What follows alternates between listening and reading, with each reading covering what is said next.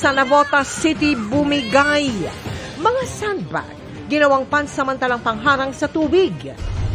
Dump truck ng lokal na pamahalaan ng Marilao, Bulacan, tinangay at ibinenta umano ng mismong taga-munisipyo.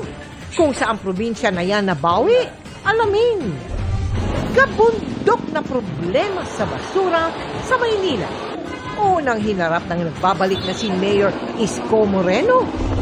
Matapos mabigong isabatas ang panukalang wage hike ng Kamara at Senado, 50 pisong umento sa sahod sa Metro Manila, inaprubahan ng Regional Wage Board.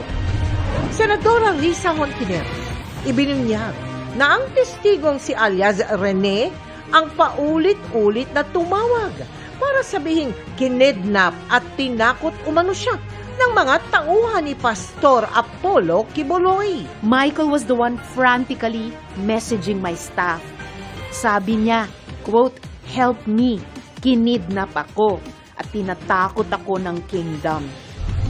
At biggest and brightest, Kapuso stars, personalities at executives nagpaningning sa red carpet ng 75th anniversary special ng GMA. This is Philippine culture. There was a ballot that was rejected first. Live mula sa GMA Network Center, ito ang 24 oras.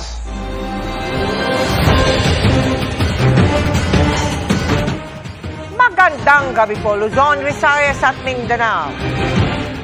Nawala ng tirahan kaya nasa evacuation center muna ang nasa 60 pamilya sa Navotas nang bumagsak ang pader na harang sa ilog nitong Sabado. Sa lakas ng ragasan ng tubig, hindi lang mga bahay at gamit ang tinangay, kundi pati ilang residente na maswerteng nakaligtas.